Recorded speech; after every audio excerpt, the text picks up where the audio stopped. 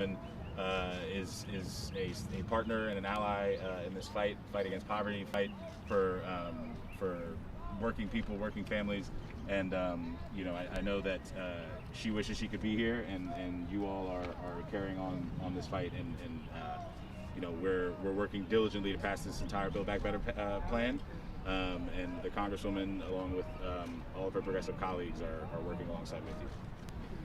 Yeah. Good morning, everybody. I'm Saul Levin.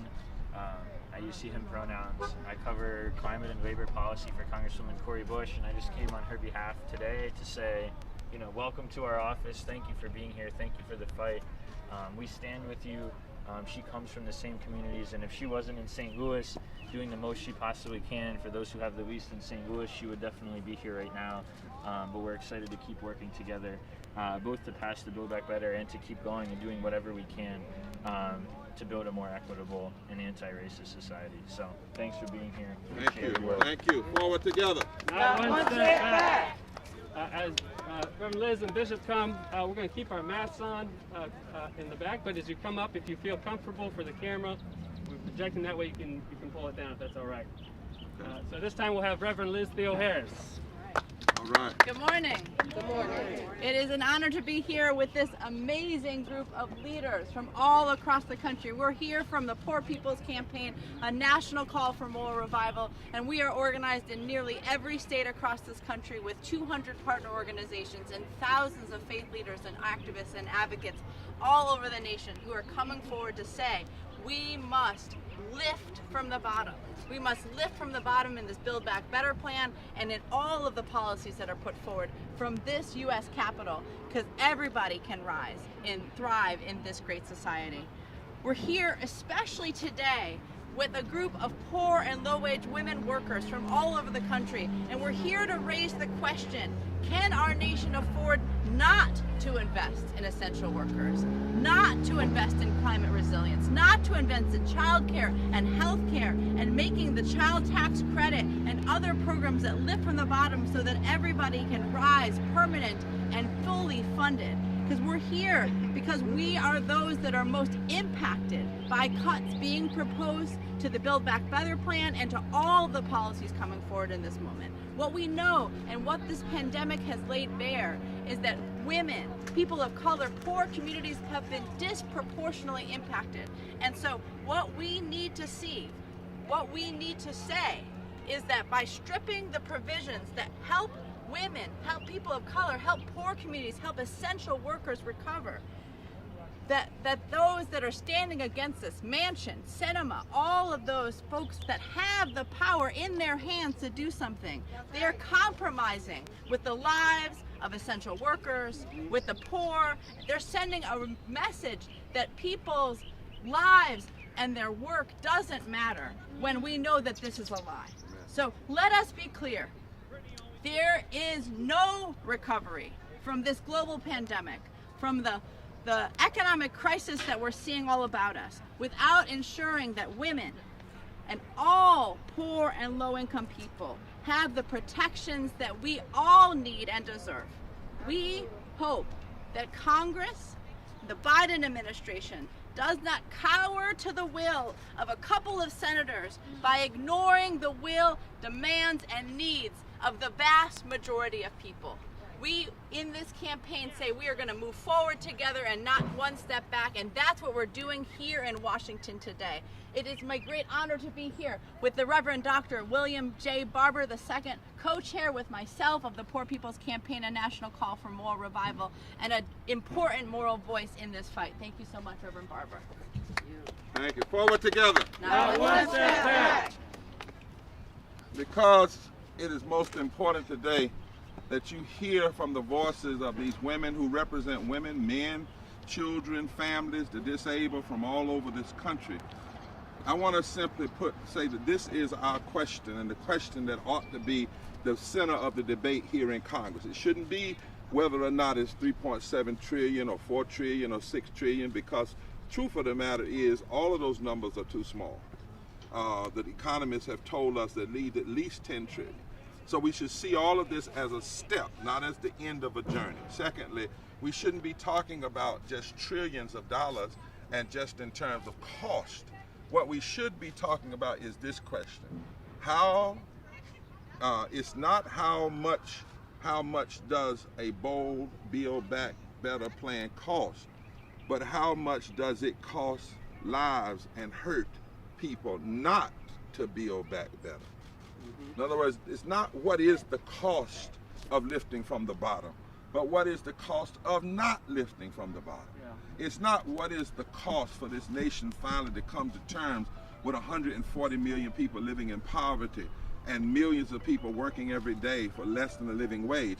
Is what is the cost of not doing those things in terms of human lives, in terms of life and death, because we know 700 people die a day from just poverty and low wealth, let alone from COVID. The problem is, in this place, as normally, we have gotten stuck into a numbers argument rather than a people's argument. Yeah.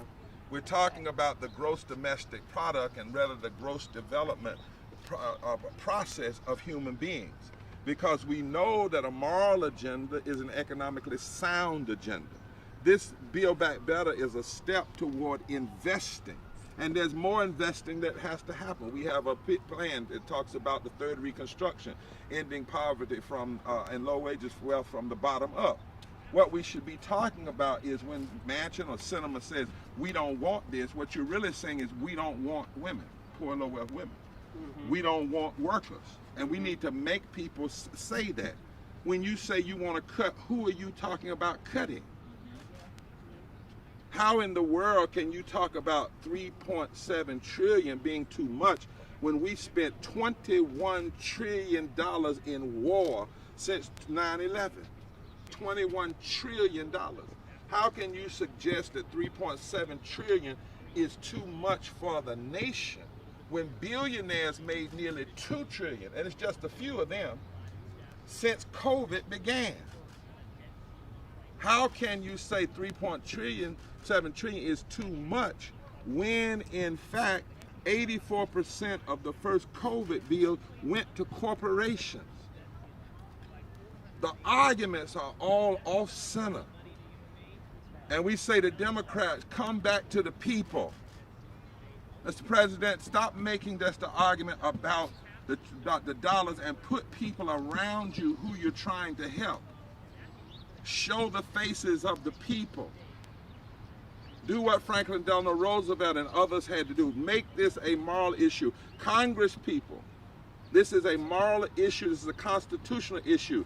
This is about whether or not we are serious about promoting the general welfare of all people. So today, the voices you need to hear, news media and others, and report on, are the voices that are coming now.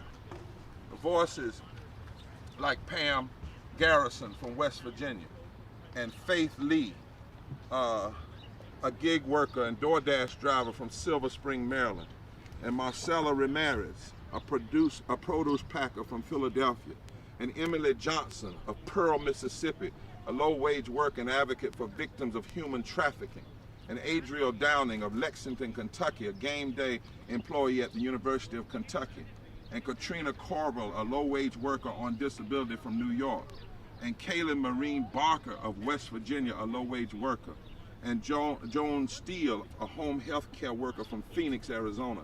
And then we're going to have two persons, one from the Institute for Policy Studies and our own economist, to come, Shally Gupta Barnes, and put some data around this. But before you ever hear the data, we want to show what we should be doing. We're going to show how they ought to be having these press conferences. They ought to be putting the people up first and then coming with the data, so that the data has a face on it and you can hear the voices of the people in the numbers. And then after that, we're going to have faith leaders to come.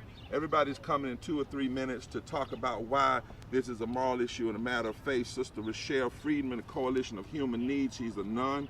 Rabbi Alina Suskin of Maryland Poor People's Campaign, and then Reverend Angela Martin with the Maryland Poor People's Campaign. And then they're going in either to Congress, or we're going to have people come out COVID safe, because we're delivering over 100,000 signatures today of poor and low wealth people and faith leaders from around this country. We have our director of faith, religion, activism, the Reverend Casimir Brown, that's pain medicine, y'all, from the trip. Casimir Brown. So I want you to come up when the faith leaders come, okay? So I want all these sisters, I want to step back, and I want somebody to hold my sign. So this question is in front of them. But all the folks that are speaking, I want y'all to come stand right across the front, and starting with Pam in the middle. And I want the whole nation to see you all as one. Notice black, white, brown, it doesn't matter. The 7 speakers. One of y'all holding one of the speakers? Will you? One of the. Go ahead. We got it. You want me to go ahead and speak? Yes. Okay. My name is Pam Garrison. I'm tri-chair of the West Virginia Poor People's Campaign. And I'm here today to address my senator, Senator Manchin, about your entitlement. You've put a slap in the face of West Virginians, is how we feel about your entitlement. So in other words, you're saying if we give out Halloween candy to kids, we got to see if the parents has got a W-2 to keep them from getting a entitlement mentality? Is that what you're telling us? That no matter how hard we struggle, that we're not worth a living wage? We are one of the poorest states in the nation. We're at the bottom of education. We have not invested in our country since the industrial age. This is not about a handout, this is about a hand up. That's right. You give us the money, you give us a chance, you ain't gonna be in debt. We're gonna run this economy. We will show you that when you invest in the people will rise and we will work. We are not lazy. We're not asking for a handout. Senator Manchin, do your job. Do your job. Take care of the people. Quit taking care of the corporations. That's right. We sent you there, not the corporations. Answer to us. Be for the people. Thank you. Yes, yes. Be for the people. Say it. Be for the people. And as Faith Lee comes, I want to say one thing from my trip from the Vatican, and is that we discussed, and media, you should know this, because this language about entitlement, I'm glad Pam brought it, is dangerous language. It's racist language. It has deep roots in classism. But in 1948, the UN Declaration, including the United States, declared that health care, basic income, and housing, among a few other things, were rights. Human rights. Human rights. So that's language of entitlement are dog whistles, and it's dangerous, and it feeds an authoritarian, the kind of atmosphere that breeds authoritarian leadership. So thank you, Pam, for raising that. That's my last interruption. Faith Lee. Hello everyone, my name is Viola Lee.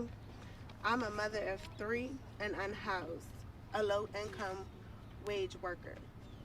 Protecting voting rights and the Build Back Better plan is as essential as our work is. Fair wages for home health care workers, frontline health care workers, child care workers, and essential workers. I am that witness. In this delegation are those witnesses. Stop playing with people's lives. That's right, that's right. My parents were low-wage workers. They are no longer here with us. Curly and Nichelle Wilson taught me to work for a living despite us being unhoused. I am taking a stand today for all my people. That's right. We need all the provisions of the Build Back Better plan and to invest in My Fair Chance. As a previous child care worker earning $14.50 with a no health care grant is surging with no job certainty and pandemic restrictions. People are struggling to make ends meet and threatened with eviction every day, who sleep from house to house because they don't earn a living wage. I need Congress to address the needs. That's right. That's right. Essential and low wage workers now, I need you to support to pass the Build Back Better plan. $2 trillion was made by billionaires in the last year. Congress debating and saying that we can afford $370 billion a year for the people. 3.7 trillion over 10 years is only 370 billion every year. That's right. That's right. Teach us. Almost $20 trillion in war since 2001. My grandfather, God rest his soul, served for this country in the Vietnam War to fight for our country. That's right. Inaction from Congress today means women like myself, who are previous low-wage child care workers. Some of us live in the streets and show up for work every day. Who care about our people? That's right. That's right. That's When right. they gonna help us? Help us, don't hurt us. That's right. If you stand against Build Back Better plan, health care, child care, and essential workers, you're standing against me. That's right. Teach us. Thank you, Faith. Thank you. Forward together. Not one step back. Marcella, and then following Marcella, Emily. Marcella, step right. Who's Marcella? Right here.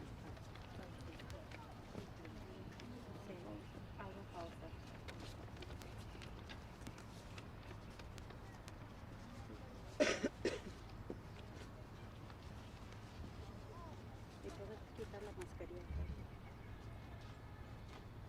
you. Buenos días a todos, que Dios los bendiga a cada uno de ustedes y gracias a Dios por permitirnos estar acá en este lugar. Good morning, everybody. God bless every single one of you, and thank you for allowing us to be here today. Mi nombre es Marcela y es un honor para mí estar aquí junto al reverendo Barber y la reverenda Liz. My name is Marcela, and it's an honor for me to be here with Reverend Barber and Reverend Liz.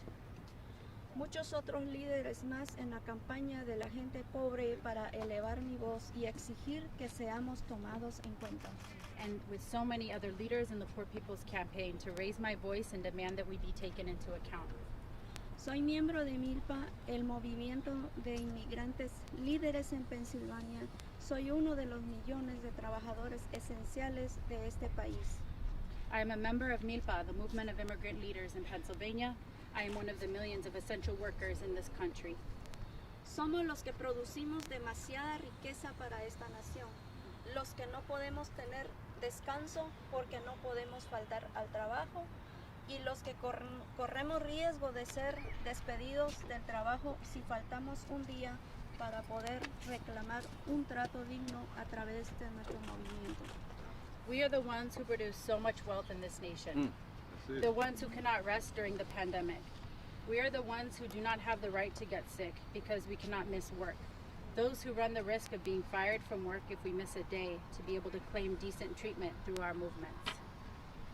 Yo trabajo más de 8 horas diario en fábrica empaquetando manzana y otros productos para la merienda de los niños en nuestras escuelas. I work more than 8 hours daily in a factory packing apples and other products for children's snacks in our schools. Todos los días salgo de mi casa muy temprano y llego muy noche. Every day I leave my house very early and I arrive late at night. Necesito el dinero para poder sostener a mi hija y poder pagar mi renta. I need the money to support my daughter and to pay my rent. Me imagino un mundo en donde no tenga que matarme trabajando tanto para poder pagar mis cuentas. I imagine a world where I don't have to kill myself working so hard to pay my bills. Un mundo en donde pasé más tiempo con mi hija, menos tiempo en el trabajo. A world where I spend more time with my daughter and less time at work. Un mundo así es posible. Si no me lo creen, pregúntenle a los millonarios que gozan de este privilegio. Such a world is possible. If you don't believe me, ask the millionaires who enjoy this privilege. Que debería ser un derecho básico y elemental para todos los trabajadores. Which should be a basic and elemental right for all workers. No es suficiente con tener empleos, necesitamos que estos empleos sean bien pagados. It is not enough to have jobs. We need those jobs to be well paid. Ya basta de que nos sigan diciendo que el gobierno no tiene dinero para los pobres, que nunca hay dinero para nuestras familias, pero siempre hay dinero para las guerras. It is not enough to have, enough of them will continue to tell us that the government does not have money for the poor, that there is not enough money for our families, but there is always money for wars. Es por eso que estoy aquí, para apoyar un presupuesto que pone a las personas primero. That is why I'm here, to support a budget that puts people first. También estoy aquí para hacer un llamado al Congreso y exigir que se avance con el plan de reforma migratoria.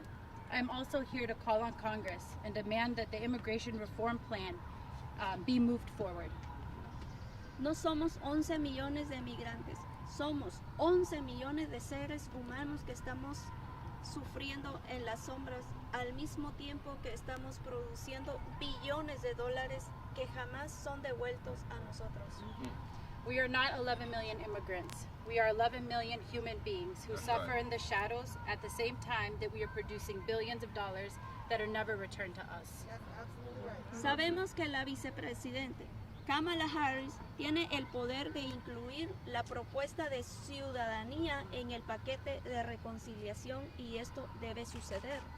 We know that the Vice President Kamala Harris has the power to include the citizenship proposal in the reconciliation package, and it needs to happen. Yes, yes. Exigimos una reforma migratoria que incluye a los 11 millones de americanos indocumentados que ya vivimos en este país. We demand immigration reform that includes the 11 million undocumented Americans who already live in this country. Exigimos liderazgo del Congreso, exigimos protección permanente y no tan solo permiso de trabajo. We demand leadership from Congress, and we demand permanent protection, not just work permits. Exigimos ser tratados con dignidad y respeto. Ya basta de promesas, necesitamos hechos, no palabras.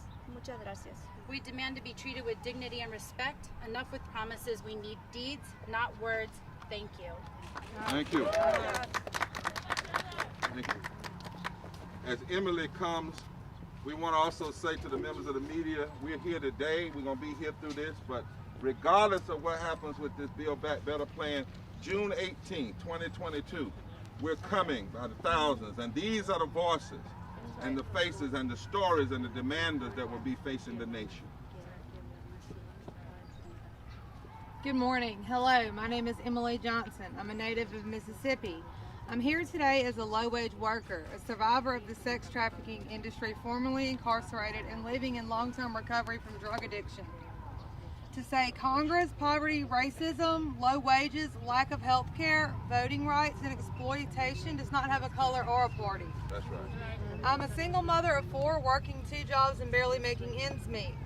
I have been forced with many challenges in my life due to a broken system in the state of Mississippi that has a long history of punishing the poor while rewarding the corrupt, elite, wealthy class. I'm so grateful for the love and support of my family and friends that stepped to make sure that I got the necessary assistance needed in order to survive from all of my life's trauma and to help me with the healing. The broken system in Mississippi has exploited me as an individual with low wages, my voting rights, being disenfranchised voter, and as a sex trafficking survivor.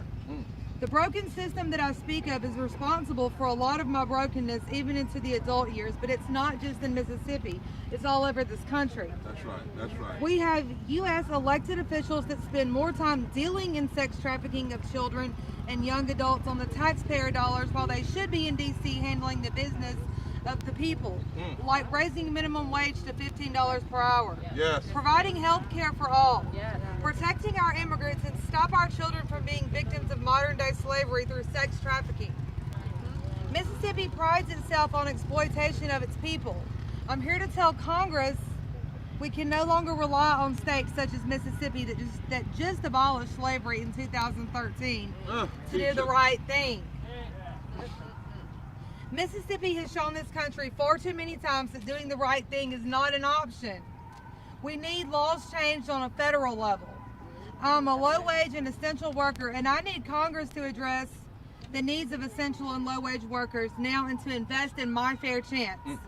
I deserve a fair chance. Yeah, fair chance. Yes, Emily. Forward together. Fair chance. Yeah. Yeah.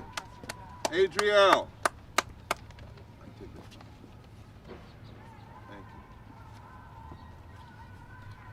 Good morning. you. Morning. I'm from Lexington, Kentucky. My name is Adrielle Downing. Kentucky, the bluegrass state. Horses, revenue, new attractions, UK, agriculture.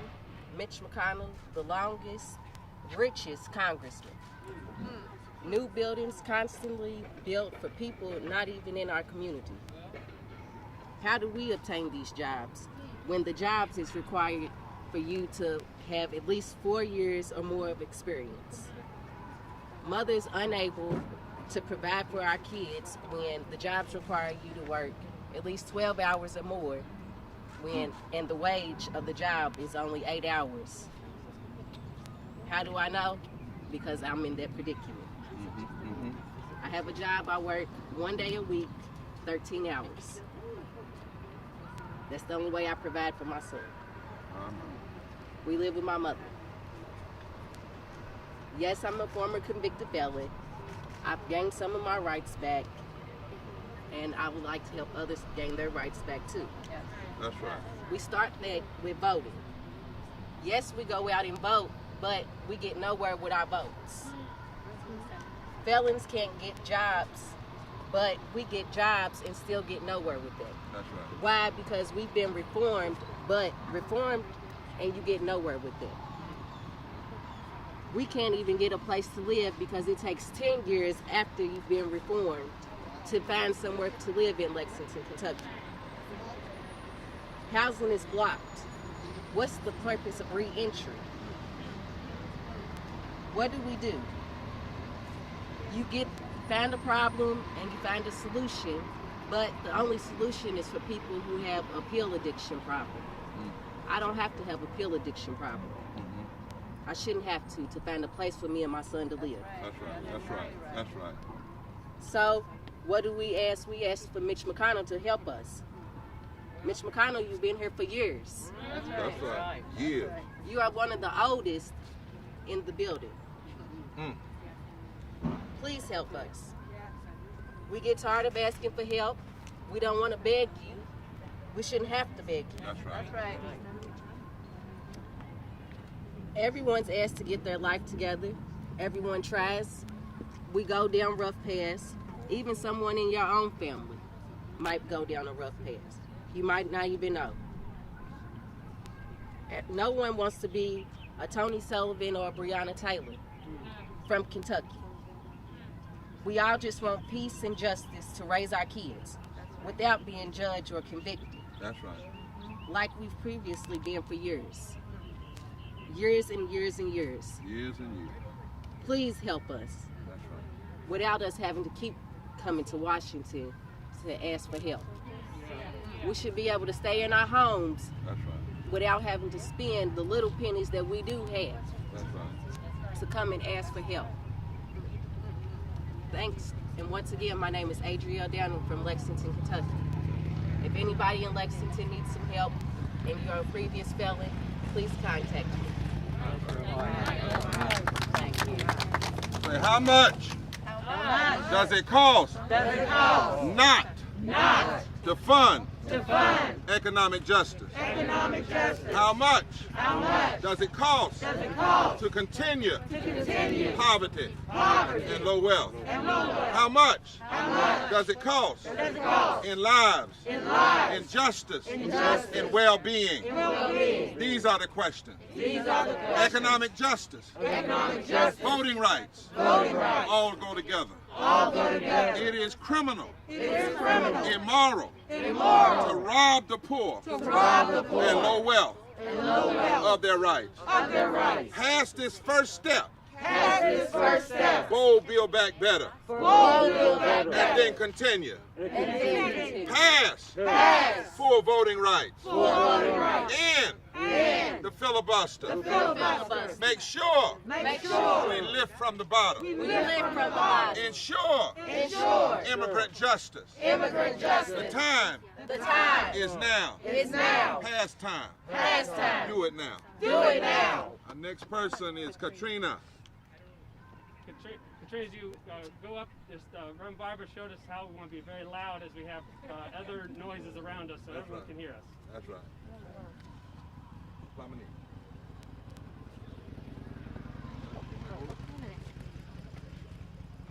Hi, my name is Katrina Corbell and I live in the Bronx, New York.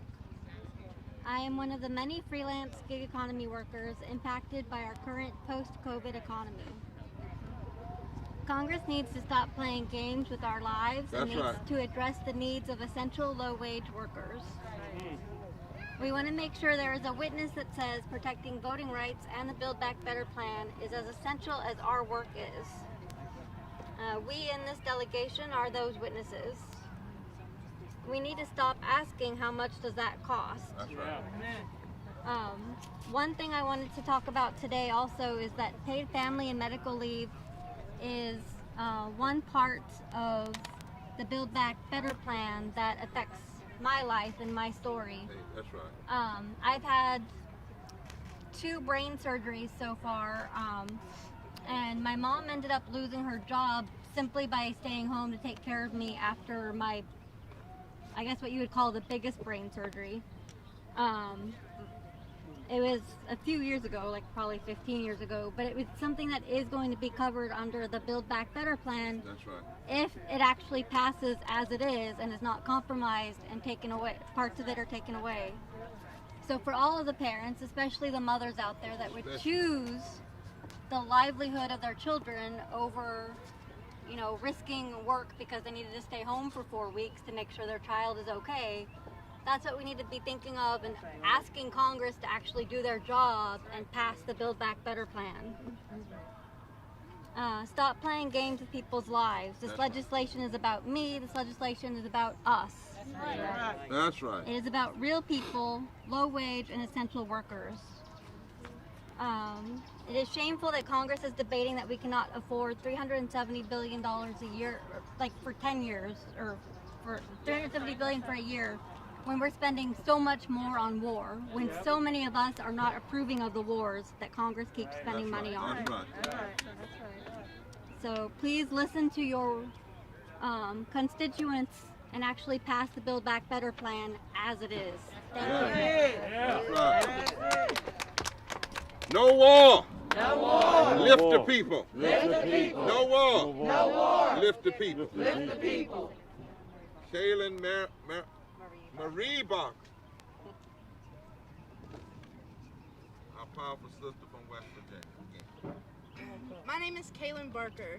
I'm a wife, a mother, and a 9th generation West Virginian. My ancestors came to Appalachia to escape abject poverty, and instead what we got was generational poverty. I've spent most of my adult life doing hair and going to college, hoping and praying to provide a better life for my wife and son. But what I failed to realize is that West Virginia is the land of no opportunity. I have a master's degree and scrounge couch pennies to put gas in my car. Jesus. I have to rob Peter to pay Paul every time a bill comes in the mail. I drive on roads that are falling over the mountains, bridges with exposed rebar and crumbling concrete where you can literally see the river below you. People in my state don't even have a clean glass of water to drink because our water is contaminated with radioactive material. Kids play in acid mine drainage that just pours out into our creeks and rivers, and no one bats an eye. This is all well known, and it's been going on for decades. But the time has run out for the people in my state. We are literally starving. It's time for Congress to act. It's hard to see the realities of our lives when you live so comfortably in your ivory towers. But it is time to come down and listen to the people. We're no longer asking for help. We're demanding that you act now. The Build Back Better plan can finally stop the generational poverty that's been forced on Appalachia and people all across this country. Stop negotiating the cost and playing kingmaker. That's right. That's right. That's Understand the incredible benefit for everyday Americans, those of us that you swore to protect and to serve, but you seem to have forgotten. Senator Manchin, West Virginians have given our blood, sweat, tears, and lives for this country, and it is time for you to do your job and give us something back. Amen. You swore it. You swore it. Now do it. Now do it. You swore it. You swore it. Now do it. Now do it. You swore it. You swore it. Now do it. Now do it. Joan, Steve, home health care worker from Arizona. Powerful sister. God bless you. Good morning. I started caregiving in a trailer at the age of 15 and a half, 50 years ago. I've been doing caregiving on and off for 50 years. Last week I took care of a woman with 4th stage pancreatic cancer. She had no husband, she had no children. She had a neighbor that fell in love with her. Took a month off of work as a flight attendant to care for her. I went there from 8 at night till 8 in the morning. Then I drove to another job from 9 to 1. I slept till 6 in the evening, went back from 8 at night till 8 in the morning. I stay with this hospice patient till they pass. There are people in this country who are dying in their bed right now of cancer. Congressmen are going on vacation and leaving them in their bed to die. I have veterans that can only afford me 2 hours a day. I stay 5 hours, but I get paid 2 because they deserve the care they need. I have worked in an $8 million house down the street from Muhammad Ali's estate, and I've taken a woman to dialysis on the reservation, 1 mile from an $8 million house. She has no running water. She has no electricity. How do you fight COVID? How do you fight cancer when you live without water? I have watched our society let essential workers, who are mostly women and minorities, grovel and beg for minimum wage while they can go to a Jack in the Box or another restaurant and just do their job and go home. How do you go home after you've cared for someone who's passing away? I hear all these women's stories and they all sound the same. We work much harder than what we get paid for. And to demand that Congress do their job, I am demanded to do my job every day I show up. But I can sit back and watch people getting paid millions. I'm watching football players make millions. Can't we see the care for our mothers and sisters and brothers as essential as football, as anything that we buy? We have to change the system that is paying us. Why do we depend on Congress to get a wage raise? Because we're not in control of our own money. Wow. So home health care is the future, not just because of COVID, not just because of cancer. We will all someday get old and need care. And I will be there for you, and I will work for less than I'm worth because I care about other people. And I demand Congress back a bill that took so much work and time. Just do your job. Build back America. We were once a great country. We will be again. Thank you. Thank you. Thank you. Do it now. Do it now. And sister, I want to make clear. Come in a second. I want folks to hear this. In the Build Back Better plan, there is a 15th minimum wage increase, living wage for healthcare workers specifically. Media, make sure you get specifically. And what that means is that when Manchin and other folk are saying no, they are saying no to the very people that cared for people all during COVID and before. They are saying what they do does not deserve a living wage. That's why we got to get away from just talking 3 trillion, 5 trillion, and start talking what does the bill actually do, and who are you actually hurting. And Liz is going to bring up a couple of people to put on some facts on that from a policy perspective. Thank you, love. Indeed. So we want to hear. We've been hearing these powerful stories, and we want to now pull up 2 folks that can add some facts and figures. So we're going to first hear from Shally Gupta Barnes, the policy director of the Poor People's Campaign and an economist. And following her, we're going to hear from a senior policy person from the Institute for Policy Studies, Phyllis Bennis. So we want to first welcome Shally and then Phyllis to round this picture out. We're hearing powerful stories. We have a deep analysis, and we're going to keep on building on it. So Shally, welcome. Thank you. What we have heard today and what COVID revealed to the country is something that everyone here has known for a very long time, that low-wage workers, many of them women, many of these women today, hold up our economy. The activities that touch our everyday lives, the food, the clothing, the care, the education, the health, we all provide our loved ones. All of this is provided through low wage, sometimes unpaid, often unprotected work. That's right. Even though these workers and millions more like them in every state of the country don't run this economy, they make it run. That's right.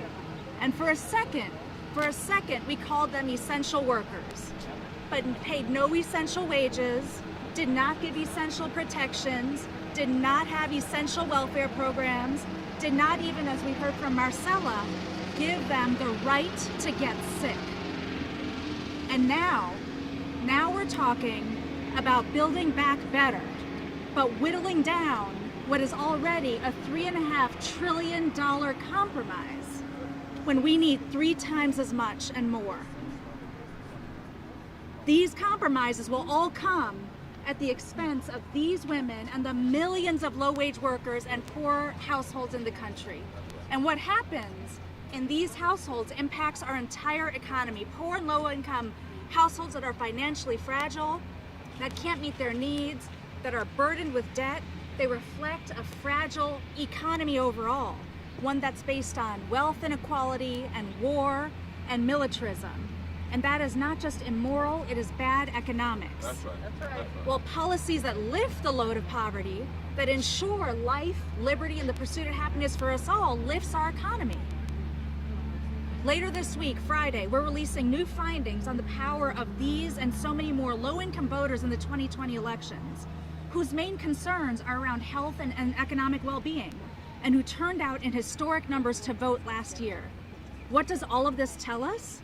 Economically, ethically, morally, and politically, we cannot build back better without building back from the bottom. That's right. Thank you. Shally, before you leave the podium, I think it's important for the media to hear one more point. I want you to make it again. This already is a compromise. Yes. And what did the EPI, what the study, the Economic Policy Institute told us we needed just to do the right thing? Just to bring us back to where we were before the pandemic would have cost $10 trillion. Over 10 years. Over 10 years. So this is already a This is already a compromise. Right, which is a problem, but it should be at least a step. It should be a step. And lastly,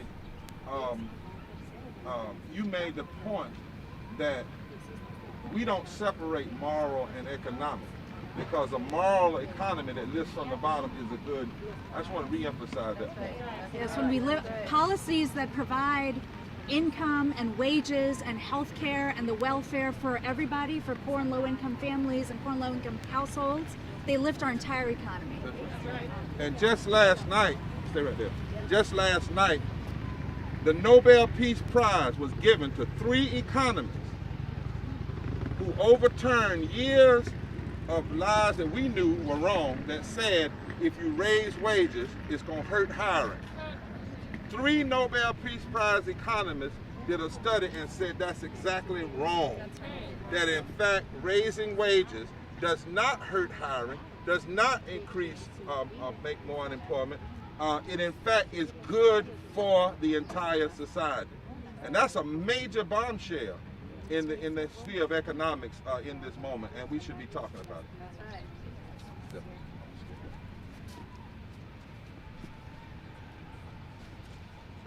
My name is Phyllis Bennis. I'm from the Institute for Policy Studies.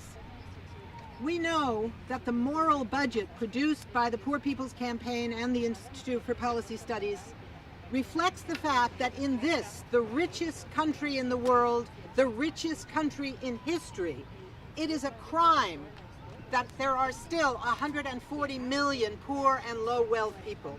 People who wake up every day knowing that they are already impoverished or just a few $100s away from absolute economic financial ruin. It is an outrage. It is an outrage, and the pandemic has shown us what we've known before, that this country has all the resources we need for human needs. Right. The problem that the Poor People's Campaign and the Institute for Policy Studies are showing and putting before you today is that too much of that money is going to the wrong places. The money is going to the military and to the ultra-rich, and both of them are the problem. The fortunes of U.S. billionaires just since the pandemic has expanded by $1.8 trillion. $1.8 trillion just in this last 18 months. The U.S. could cover the costs of housing and water and public transportation and climate and childcare, all the needs of the poor and low wealth people that we've been hearing about today, simply by taxing the rich and the big corporations and cutting the military budget. That's all it will take. It's an outrage that people in Congress, and unfortunately some other people not even in Congress, are so resistant to the idea of spending $350 billion a year on things like care of children, housing, water, education. And yet they don't even blink when we spend $753 billion a year on the military, on wars that kill people and fail to achieve any of their so-called goals. It's an outrage. So when the United States stops spending what we are now, 53 cents of every federal budget, every discretionary federal dollar on the wars, and another 10 cents on the militarization of borders and police, that's when we know that we can fund everything that these extraordinary women, these extraordinary workers are telling us about today. That's what has to change. Thank you. Thank you. Thank you. Thank you. So we have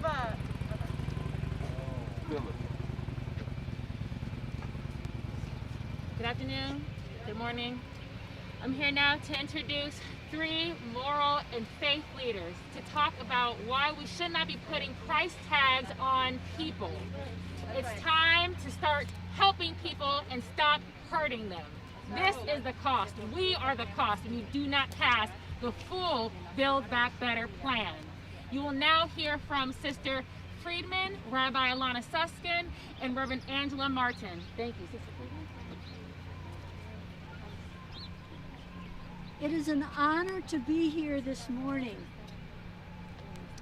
The book of James, chapter 2, reads, "Suppose a brother or sister is without clothes and daily food. If one of you says to them, 'Go, I wish you well, keep warm and well fed,' but does nothing about their physical needs, what good is it? In the same way, faith by itself, if it is not accompanied by action, is dead." Build Back Better is an opportunity for us as a nation to do something significant for those who do not have enough to afford adequate food, or a place to call home, or what is necessary for them to work, like affordable child care, or who are afraid of losing their job because they have no paid leave, and in some cases, no unpaid leave. We already know the fully refundable child tax credit in place because of the American Rescue Plan works well. It is reducing child poverty and making it possible for families to afford food and other necessities. It must be extended and made permanent. We know what's at stake. Build Back Better is a once-in-a-generation opportunity to invest in low-income families, individuals, and communities, particularly Black and Brown communities, who have suffered chronic underinvestment and exclusion. In Catholic social teachings, the overarching gospel mandate is to attend to people who are made poor. The Church holds strongly to the truth that the moral fabric of our nation is determined by how well it provides for the poor in its midst. Our nation must do better. We can afford to do better. That's right. Can afford to do better. That's right. Thank you.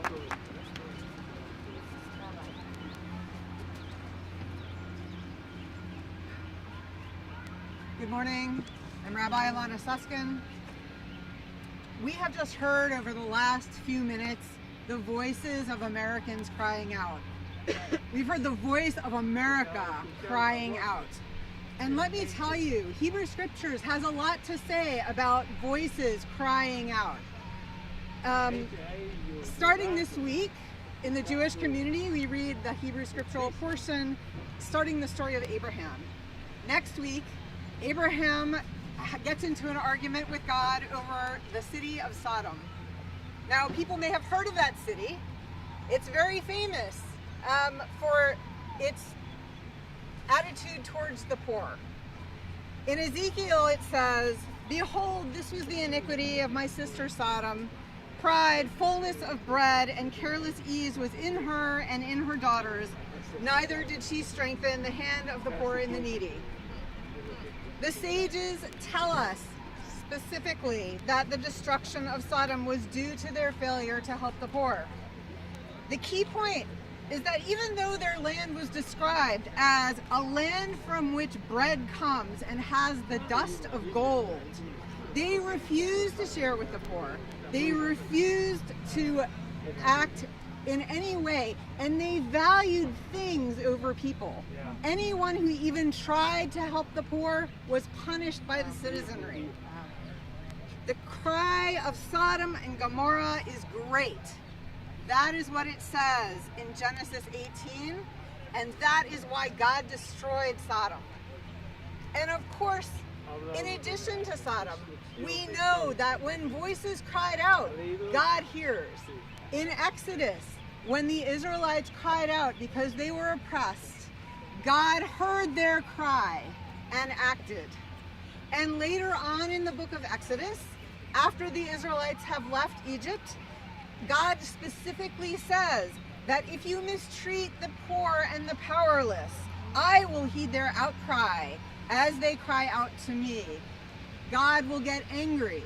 Now you might say, okay, but that's just an individual piece. But no, Jewish law asserts that community is responsible for maintaining and distributing resources for the poor.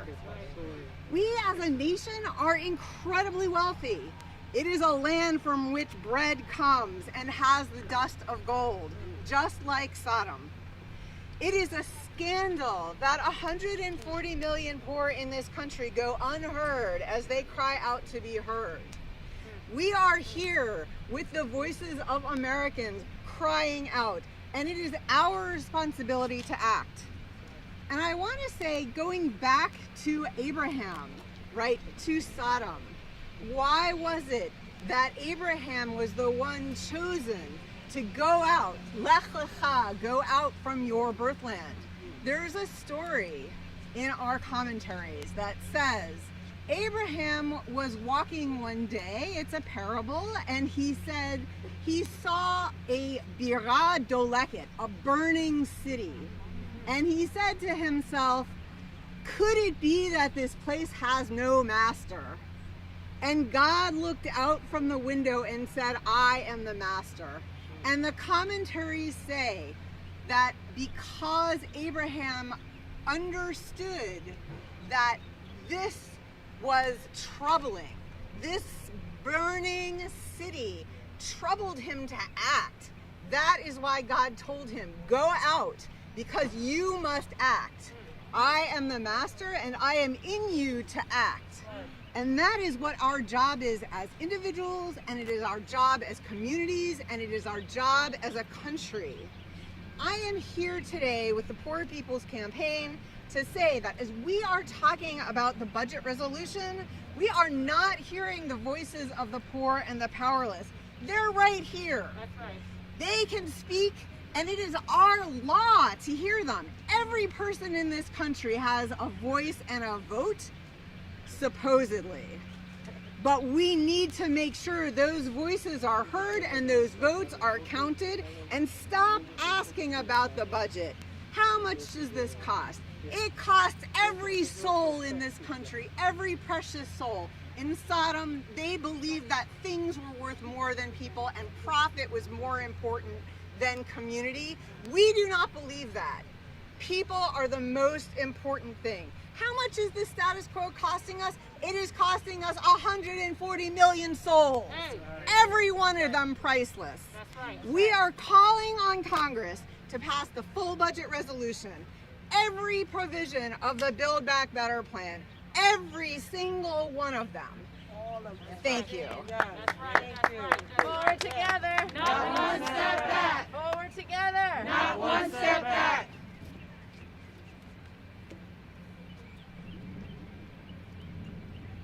I just really come with one question. Because right now we've heard the voices of the poor. We've heard the voices crying out, demanding justice. So right now, all I want to know right now, Joe Manchin, is which side are you on? Whose side are you on? Are you on the side of poor and low-wealth persons who are crying out, who are suffering in the midst of this pandemic? Or are you here to represent your pockets? It's really just as simple as that. Which side are you on? As a person of faith, as someone who believes in the gospel of Christ, I know what my Bible says with regard to how we should be treating the poor. And if you are a person of faith, you have a moral conscience and an obligation to respond right now in the midst of this event, in the midst of a global pandemic that has already ripped the shreds off of the numbers that we knew previously. So many people are suffering right now. And the question remains, which side are you on? The war in Afghanistan cost $2.3 trillion. No one blinked. You didn't blink when it was time, Joe Manchin, to fund the war in Afghanistan. $2.3 trillion.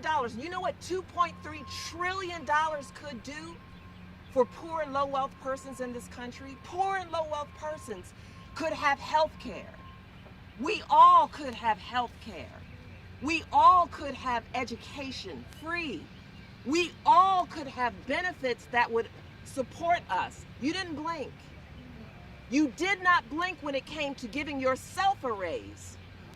But when it comes time to do the right thing by poor and low-wealth persons, raising the minimum wage to $15 an hour, which still is not enough to live off of, but you didn't blink then. You did not blink when it came to fund wars.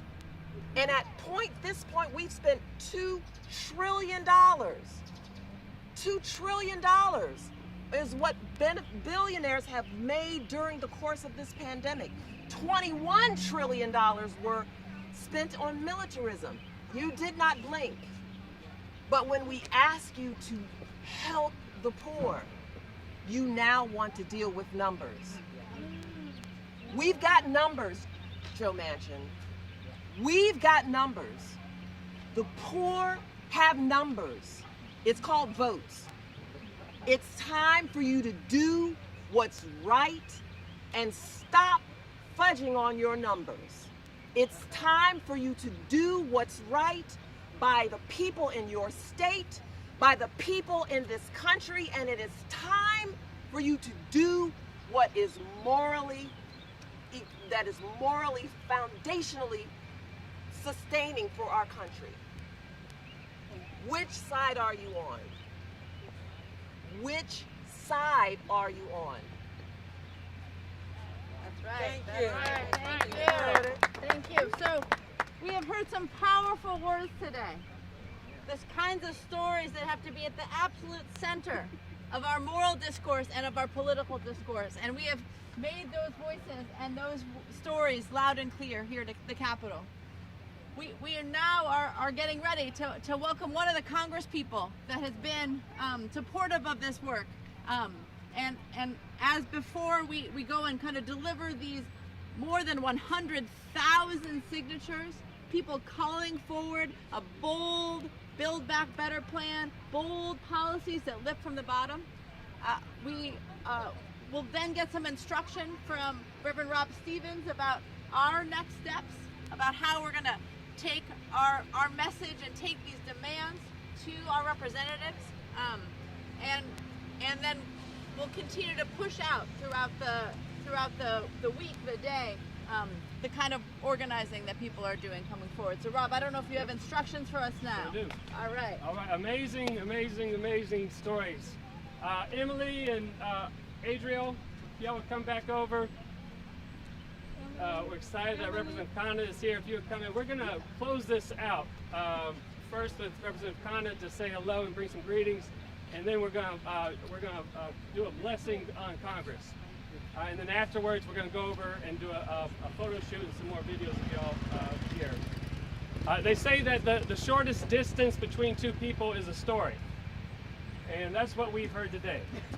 And so the 8 speakers who have come from Arizona, from Mississippi, from Kentucky, from West Virginia, from New York, from Pennsylvania, from North Carolina, from Maryland, as far as we are geographically now, we're all connected by the stories that have been shared today.